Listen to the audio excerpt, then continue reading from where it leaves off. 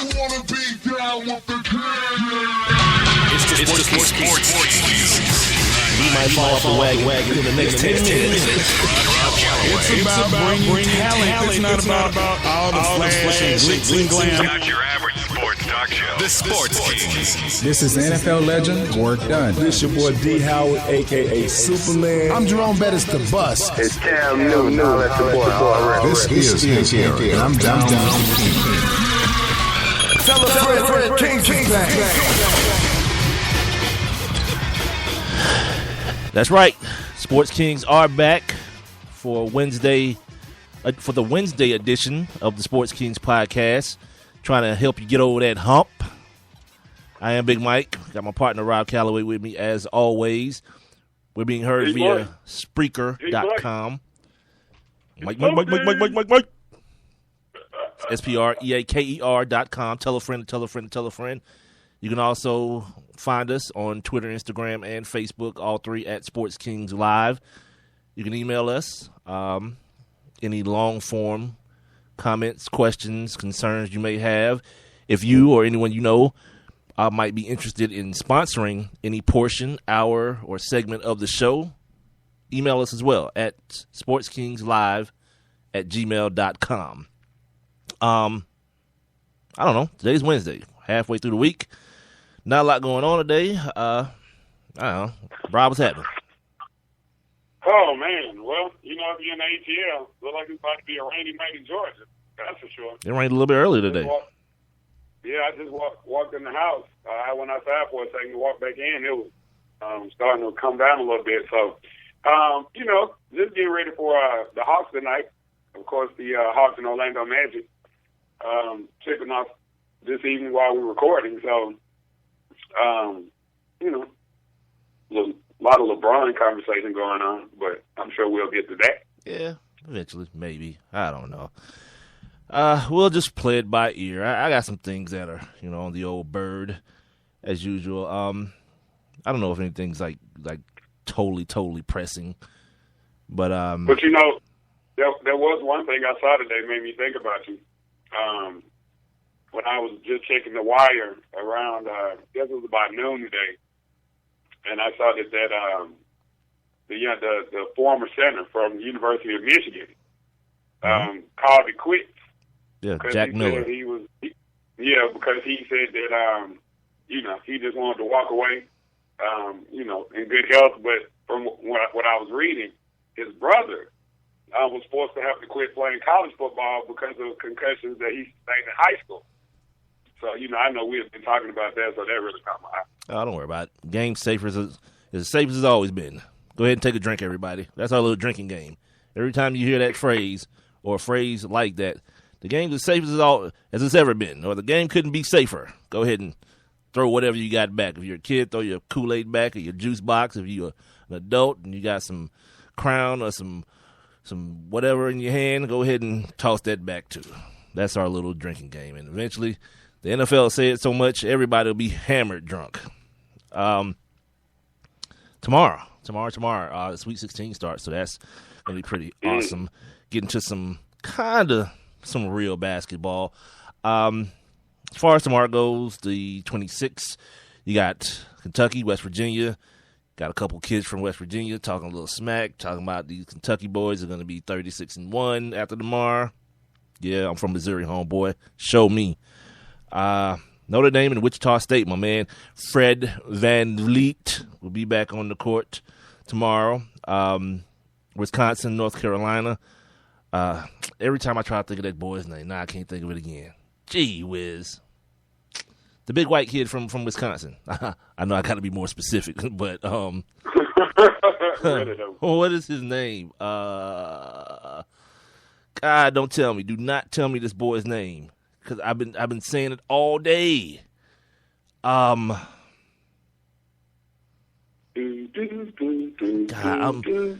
I hate myself, dude. I do. I hate myself, man. I can't think of this kid's name, man. Fred. What is it, Rob? Do you know it? What is it? What's this kid's name? You said don't tell me, dude. Because you don't know it, D-bag. That's why. What is this kid's name, man? Golly. What is it? We're just going to call him Fred. No, we're not. No, we're not moving on until I get this kid's name, man. Oh, man. Yeah, seriously. It'd be 55 minutes to go by, and we would have talked about anything. And then we will not move on. Comiskey. Thank you. Now we can move on. And then we got Xavier, because I'm an idiot. I'm talking about some young black kid from, Carver Homes. Xavier versus Arizona as well. Now, I told you guys yesterday that part of my whole deal with the NCAA hoes, as I call them, is especially this time of year. I call it the prime time for exploitation. So yesterday I'm doing I'm doing what I do. I'm reading, right? I'm making sure I have enough, ammunition to fill 2 hours of sports talk with you guys. And it started talking about money, man. And speaking of money, guess who's going to be being a little guest analyst for the Sweet 16? You want to take a stab at this one, Rob? This is not a hard one. This is not an SAT question at all, dude. This is not. I'll go ahead and tell you. Ron Hunter. Oh, yeah. Oh, yeah. That 15 minutes ain't up yet, homeboy. Oh, you let Ron keep selling you that jive about, I'm not going nowhere for no money. Sure you ain't, Ron. keep pushing that resume out there. Keep throwing that resume out there for everybody. Well, the thing about it is when people start talking about quality of life, and, that's what quality of life means. Like, I'm big on quality of life. That's just another way of saying I'm big on being able to take care of me and mine and do what I want to do. Yeah, but he was saying it in the opposite way. He wasn't like, I want to get a better quality of life and make more money. He was like, nah, I'm comfortable where I'm at. Yeah. Okay. Yeah. I thought about that after we had that conversation. Yeah. I thought about it. I was like, my man, all right, Ron. You get a $50,000 bump, so you're going from $450,000 to $500,000. But if somebody comes along and doubles that, which would be $1 million a year, I'm like, why wouldn't you? Yeah, exactly. Why wouldn't you do the same job? You're gonna sell that whole quality of life, and especially like now. This is where I'll kind of hedge myself at. Like if it's somewhere like I don't know North Dakota, then you gotta kind of weigh that whole 30 below winters out. You know what I'm saying? Location. Yeah. Then you kind of like weigh it out. But if somebody want to move, like you want to go to I don't know. Central Florida, let's for example say Central Florida, you down in Orlando where it's cool, like the weather is like what you want. Yeah, I holler at y'all. Or like this Arizona State gig that they're saying is like Miles Simon's job if he wants it. I'm good. And go out to Arizona where it's like 80 degrees in the winter. Yeah, I'm fine all day long. Right, and he could be barefoot, year round. Well, he can wear flip flops whenever he get ready to. Well, he doesn't seem to know he seemed to have forgotten what a pedicure is. So. Anyway, if you guys didn't hear the show on Monday, I guess it was, that's gonna go right over your head. Okay, now. But you know what? Really quick, before you move forward, dude. What I'm gonna do when we get done recording tonight is I'm gonna go on to Google and look and see when Georgia State hired him, and I'm gonna go in our archives because I have every Sports King show that ever was right here in my studio. God help. And I'm gonna dig. Huh? No, go ahead. I'm listening. You know what I'm saying? And I'm gonna dig up the audio and see if we can find that whole pedicure conversation. What you think the people need proof? No, it happened. I was there. Well, it's just good to have it. It's just good to be able to go back and be able, That's what you do. It's always good. Yeah, you love. Yeah, that's what I do. Because it's on tape. You're a glutton for punishment. I told you guys yesterday, I haven't listened to one show that I've ever done in history of doing shows on the radio, ever. I don't plan on starting now. Brother. Whatever. I'm listening right now. Speaking of listening right now, yesterday, I was trying to remember a name yesterday, and just so you know how much I hate not being able to do this, I believe I called this dude Brian Horseman yesterday. This dude's name is Brian Windhorse. I may have said it right, but I'm not 100% sure. You did say the right thing. You're saying I did because you agreed with me. I'm not 100% sure that I said the right name. I may have called this man Brian Horseman. I remember the conversation. All right. Either way, that's who I was speaking about, Brian Windhorse. So here is where this article I read yesterday was absolutely outstanding. It's called "Why Not Give Players NCAA bonuses, NCAA tournament bonuses." We're talking about giving people who play for free money? Well, right. What is this all about? This is from a report from Newsday. 45 basketball coaches from public universities in the NCAA tournament this year will collect a total of $1.38 million in bonuses just for earning in the top 68. You ain't had to win a game yet. As long as you get there, people are just opening up the pocketbook, right? Okay. Speaking of my man, Ron Hunter, he's just always around me, like his aura is orange, like Charlie Murphy said. This is orange. When Georgia State upset third seed Baylor, the victory triggered a $50,000 bonus, as Rob just alluded to, for Coach Hunter. Hunter, whose salary is $475,000 already, had earned already a $25,000 bonus for just making a tournament. My man, $75,000 in 3 weeks.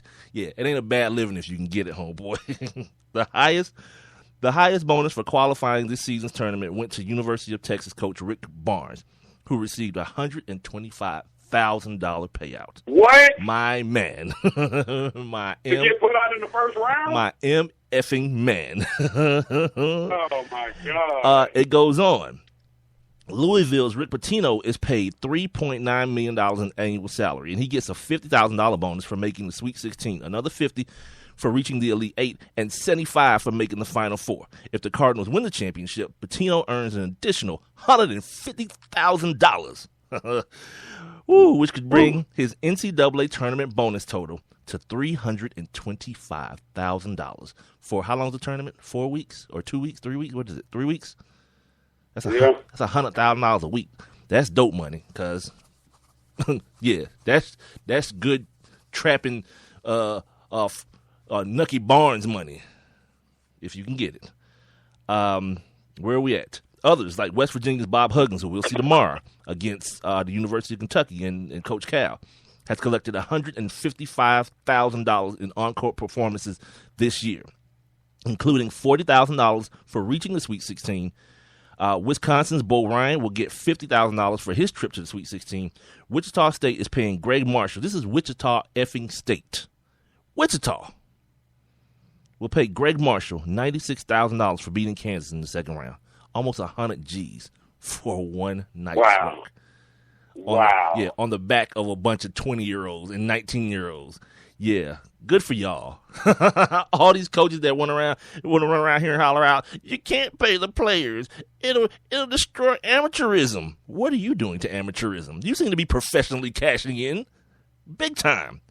If you think that's like crazy, and maybe it's the chauvinist in me that thinks this is even extra crazy. Rutgers women's basketball coach. You know the Rutgers women of Don Imus fame. You know those girls. Oh, the Neverhead girls. Oh, well, you said it, not me. Their coach, C. Vivian Stringer. First of all, she's the third highest paid player in the third highest paid state employee in New Jersey. And she's a girls basketball coach. In the state? In the state? She is the third highest paid state employee.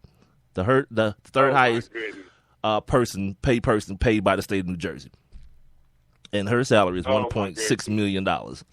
She earned $150,000 in postseason bonuses for making the NCAA tournament and winning a first-round game this season. Had they beat UConn to advance to the Sweet 16, she would have made, drumroll everybody, hold your breath, $500,000. $500,000. In girls basketball. $500,000, because by comparison, UConn's coach Gino Auriemma, yeah, he picked up $300,000.